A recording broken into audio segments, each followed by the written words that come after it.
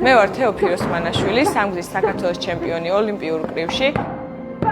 პროფესიონალი მოკრივებს, მსოფლიოს სარეიტინგო ბრძოლების გამარჯვებული და კრივის მწვრთნელი. 18-ის ვხდებოდი, როდესაც დავიწყე ვარჯიში კალათბურთზე და რაღაც პერიოდის მერე მივხვდი, რომ გუნდური სპორტი ჩემი არ იყო და მინდოდა ინდივიდუალური სპორტი მეცადა, სადაც უშუალოდ მხოლოდ ჩემზე იქნებოდა თუნდაც გამარჯვება ან მარცხი დამოკიდებული და რაღაც შეცდომის დროს დავადანაშაულებდი მხოლოდ და მხოლოდ ჩემ თავს და ასევე გამარჯვების დროს ეს იქნებოდა მხოლოდ ასე ვთქვათ ჩემი თავის მიღწევა.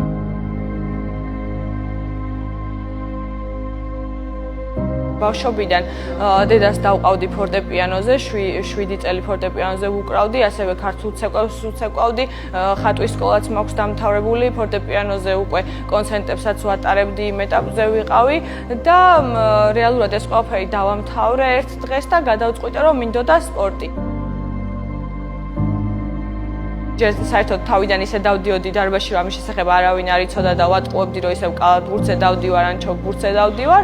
მე როდესაც უკვე გამიგეს, რა თქმა უნდა, ამ ყველაფერს სკანდალი მოყვა, როგორც ნებისმიერ ოჯახში, ქართულ ოჯახში მოყვებოდა გოგოს კრივზე შესვლის შემდეგ და იყო ისე, რომ ჯერ სახლში მცემდნენ ხოლმე, მე დარბაზში მივდიოდი, დარბაზში მცემდნენ ხოლმე.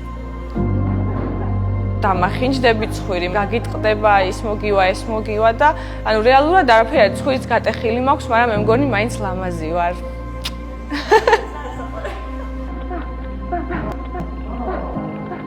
კრივში მივხვდი, რამდენი პრობლემა მაქვს საკუთარ თავთან და რამდენად ძალიან ემოციური ვარ, ძალიან ფეთქებადი ვარ და ეს ყველაფერი იყო სამუშაო, დასალაგებელი, იმიტომ რომ რინგზე არ უხდება ეს თვისებები, რაც მე თავიდან გამაჩნდა. ანუ მარტო კრივის სწავლა არ იყო და ჩხუბის სწავლა არ იყო ეს ჩემთვის, ეს იყო ჩემთვის პირველ რიგში, რომ ჩემი თავი გარეგნულად შემეცვალა, ჩემი თავი მენტალურად, ფსიქოლოგიურად შემეცვალა, ჩემი ხასიათები შემეცვალა, ყოფილიყავი ისეთი, როგორიც მე მინდოდა რომ ყოფილიყავი და როგორცაც ვხედავდი ჩემ თავს მომავალში. აბსოლუტურად ყოველი ჩემი დღე ვარჯიშის ამისთვის მქონდა მიძღვნილი, რომ ყოფილიყავი დღეს უფრო უკეთესი ვიდრე გუშინ და დამენახებინა ის, რომ ქალთა კრივით შეიძლება იყოს სუფთა ტექნიკური და მაღალ ინტელექტუალური, ისევე როგორც არის კაცების.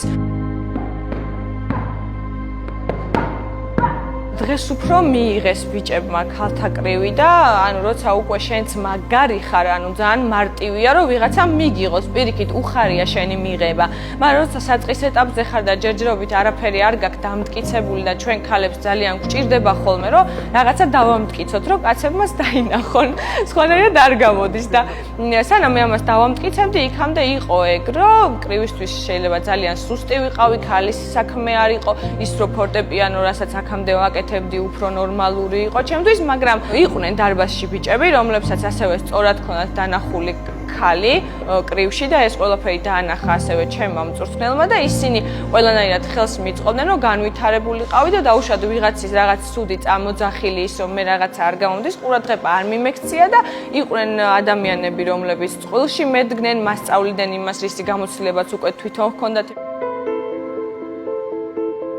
მე სოციალურ ქსელებშიც ძალიან აქტიური ვარ, TikTok-ზე, Instagram-ზე და ძალიან ბევრი ხალხი მიყურებს, ბევრი გამომწერი მყავს და ჩემი კომენტარები შეიძლება ძალიან სასაცილოდ მოგეჩვენოთ, ანუ თეო ხარ თუ თემო ხარ, ანუ ქალს საერთოდ აღარ გავხარ, ზედმეტად დაკუნთული ხარ, ანუ ესეთი კომენტარები ხშირად მოდის, ეს რა ჯიშია და ესეთი კითხვები და რეალურად რახან კუნთები გაქვს ქალს, გონიათ რომ ძალიან შეიძლება უხეში იყო ან ასე შემდეგ, მაგრამ რეალურად როგორ არის, მეც ჩვეულებრივი გოგო ვარ, ანუ მიყვარს ვარდისფერი, პომადების წასმა, გაპრანჭვა და უბრალოდ რის საშუალებაც მაქვს, ხალხად პროფესიონალი სპორტსმენი ხარ, რა თქმა უნდა, არ გაქვს ყოველდღე იმის ფუფუნება და დრო, რომ იქ კაბები ჩაიცვა, ან გამოიპრანჭო ზედმეტად მაკიაჟი გაიკეთო, ამ შეუძლებელია ესე ვარჯიში და რაღაც, მაგრამ მეც ჩვეულებრივად მაგ ბუნების ადამიანი ვარ, როგორც ყველა გოგო.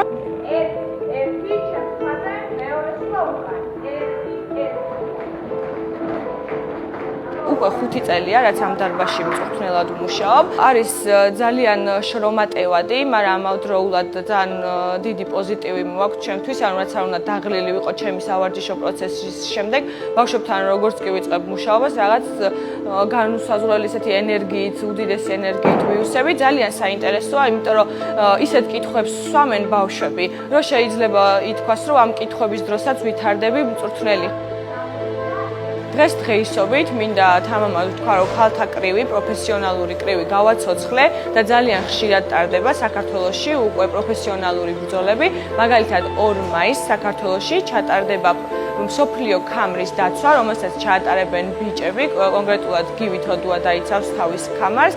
ამ ქარდზე ერთ-ერთი მთავარი ბრძოლა იქნება ჩემი ბრძოლა, სადაც დაუპირისპირდები უზბეკ მოწინააღმდეგეს. იქნება ძალიან დიდი საკრივო შოუ და დაგვრჩირდება ძალიან ბევრი გულშემატკივარი. ამიტომ მინდა რომ მობრძანდეთ. ქალებს ვეტყოდი იმას, რომ პირველ რიგში პრიორიტეტად დააყენონ საკუთარი მიზნები, საკუთარი სურვილები და საკუთარი არჩევანი. იყვნენ იმ სფეროში, სადაც მოღვაწეობა თვითონ სიამოვნებთ და გარშემომყოფებიდან წამოსული რაღაც კრიტიკა და ნეგატივი საკუთარ თავთან ახლო არ მიუშვან და იცხოვრონ საკუთარი თავისთვის და საკუთარი თავის განვითარებისთვის.